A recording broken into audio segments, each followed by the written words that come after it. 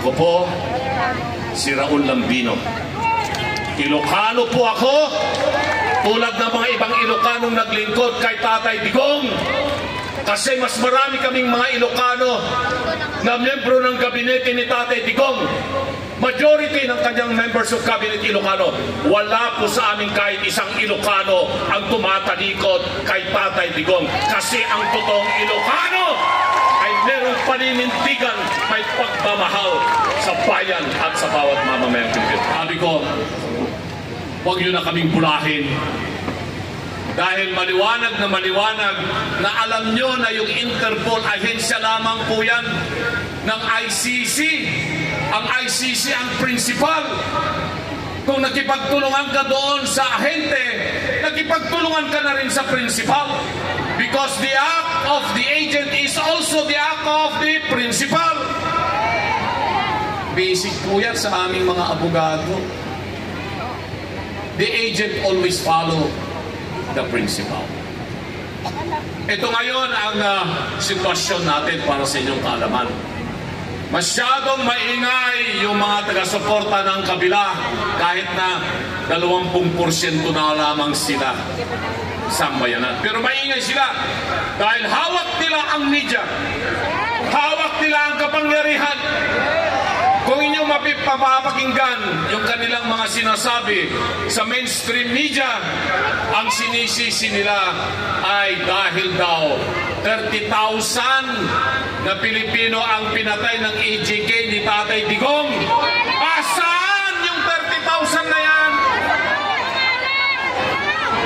Sinulat lamang yan ng Rappler at saka Inquirer. At inulit nila. Marami rin sa mga ating mga kababayan ang naniwala nga meron ng 30,000. Pero kung titignan mo yung warrant of arrest na ginamit nila sa pag-aresto kay Tatay Digong, ilan yung pinatay daw? 19 daw sa Davao, 24 sa buong Pilipinas. At binabanggit doon sa warrant of arrest na hindi lamang mga namatay dahil sa illegal na droga, pati mga magnanakaw. Nakalagay doon. Alleged persons who have been using drugs and thieves. Crimes against humanity ba yun? Maliwanag na maling-mali. Pinagtatawanan tayo ngayon ng buong mundo. Pati Amerika, pinagtatawanan na tayo ngayon.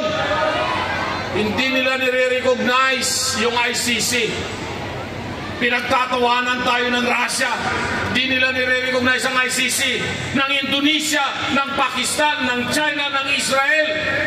60 nations all over the world don't recognize the International Criminal Court.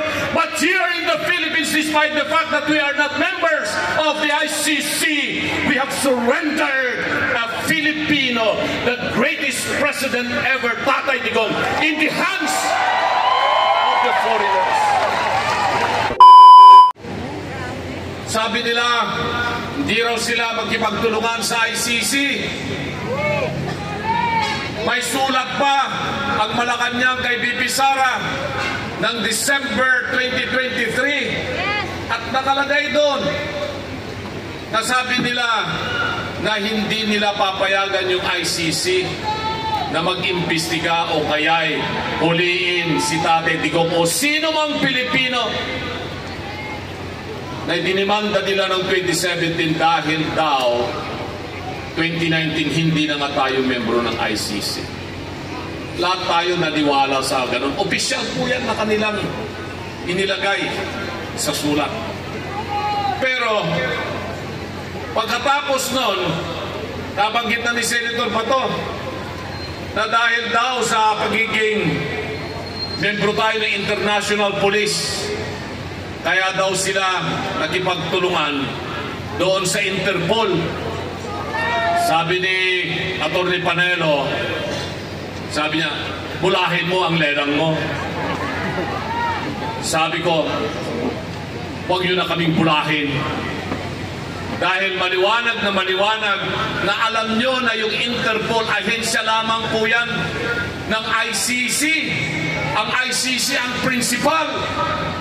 Kung nakipagtulungan ka doon sa ahente, nakipagtulungan ka na rin sa principal.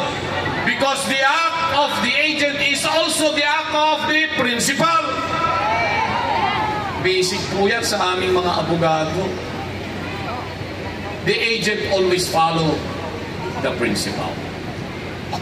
Ito ngayon ang sitwasyon natin para sa inyong kaalaman. Masyadong maingay yung mga taga-suporta ng kabila kahit na 20% na lamang sila sa bayanan. Pero maingay sila dahil hawak nila ang media. Hawak nila ang kapangyarihan. Kung inyong mapapakinggan yung kanilang mga sinasabi sa mainstream media, ang sinisisi nila ay dahil daw 30,000 na Pilipino ang pinatay ng EJK ni Tatay Digong. Saan yung 30,000 na yan? Sinulat lamang yan ng Rappler at saka Inquirer. At inulit nila. Marami rin sa mga ating mga kababayan ang naniwala nga meron ng 30,000. Pero kung titignan mo yung warrant of arrest na ginamit nila sa pag-aresto kay Tatay Digong, ilan yung pinatay daw? 11 daw sa Davao, 24 sa buong Pilipinas. At binabanggit doon sa warrant of arrest na hindi lamang mga namatay dahil sa illegal na droga, pati mga magnanakaw. Nakalagay doon. Alleged persons who have been using drugs and thieves. Crimes against humanity ba yun? Maliwanag na maling-mali. Pinagtatawanan tayo ngayon ng buong mundo. Pati Amerika, pinagtatawanan na tayo ngayon. Hindi nila nire-recognize yung ICC. Pinagtatawanan tayo ng Russia. Hindi nila nire-recognize ang ICC. Ng Indonesia, ng Pakistan, ng China, ng Israel. 60 nations all over the world don't recognize the International Criminal Court. But here in the Philippines, despite the fact that we are not members of the ICC, we have surrendered a Filipino, the greatest president ever, Tatay Digong, in the hands of the foreigners. Yan ang nakakasakit sa akin, mga kababayan. Tatlong gabi po akong halos walang tulog. Tinitignan ko ako anong nangyari, sinasagot ko lahat yung mga nagkukomento sa akin. Pero kaninang umaga, sabi ko, mamamatay na ako rito kung hindi ko ilalabas yung sama ng loob ko. Kaya po ako'y naiyak kaninang umaga. Umiyak po ako kahit nasabihin pa ni Mayor Basti with all due respect at ni Atty. Vic Rodriguez na hindi ito panahon na tumulo ang luha natin. Si Tatay Digong nga, iyakin din na katulad natin. Kung ang ipinaglalaban natin ay ang karapatan ng bayan at karapatan ng bawat mamamayang Pilipino, hindi po ako nahihiya na lumuha. Lumuha na po kayo, umiyak na po kayo, upang sa ganon, panumbalik ang inyong lakas na labanan itong kasamaan na umiiraw dito sa ating bayan sa ngayon. Pero tama yung sinabi ni Senator Bato, huwag tayong gagawa ng anumang marahas na hakbang para bigyan sila ng pagkakataon na mag-declare ng martial law. Dahil iyan ay kasama sa kanilang plano. Tanggalin nila si VP Sara, ipatalo lahat ang senatorial candidates ng PDP laban Tinsuka, at mag-declare sila ng martial law. Kaya ito, makikita nyo, sino ang mga mastermind? Inaamin nila doon sa aming, hindi naman debate yun, appearance sa media, sa Head Start ni Karen Davila at doon sa On Point ni Pinky Webb. Umapir ako doon. Binanggit ko na kung paano yung ginawa nilang panyobra. Illegal na ginawa ng mga kapulisan. Alam na po ninyo yon. Pero sumunod, isang cabinet member, senior cabinet member ang nagsalita. At alam ninyo po, sa batas, meron tayong tinatawag na Doctrine of Qualified Political Agency. Ibig pong sabihin nun, kung ano ang sinasabi ng mga cabinet members, iyon ang sinasabi ng presidente ng Pilipinas. Kung anong salita ng isang cabinet member, iyon ang salita ng presidente ng Pilipinas hanggat hindi binabago ng presidente ng Pilipinas. Anong inamin nitong cabinet member? Na talagang kumuha sila ng pribadong eroplano, ipinarada nila doon sa airport, doon mismo, sa area na pang presidente lamang. Sino ang nagbayad ng pribadong eroplano na yon? Inamin nila.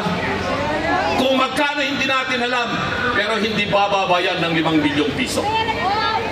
Tapos sa isang programa, tinanong ulit ni Miss Pinky Webb kung sino sa mga cabinet members ang nakakaalam nito. Kilala niya sino ama ito, hindi ba?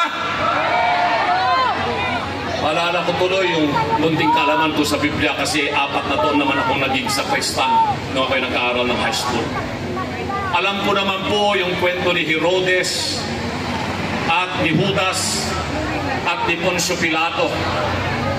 Kilala niyo na kung sino ang Herodes at mga traidor na ipinagkanulo nila, isinuko nila upang parusahan ang isang Digong Duterte sa dayuhan. Alam na natin yan. Papayag pang maulit pa ito.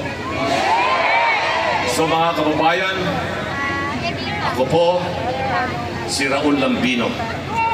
Ilocano po ako, tulad ng mga ibang Ilocanong naglingkod kay Tatay Digong. Kasi mas marami kaming mga Ilocano na miyembro ng gabinete ni Tatay Digong. Majority ng kanyang members of cabinet Ilocano. Wala po sa amin kahit isang Ilocano ang tumatalikod kay Tatay Digong. Kasi ang totoong Ilocano ay merong paninindigan, may pagmamahal sa bayan at sa bawat mamamayang Pilipino. Mabuhay po kayo. Maraming salamat. Maraming salamat si Attorney Raul Lambino.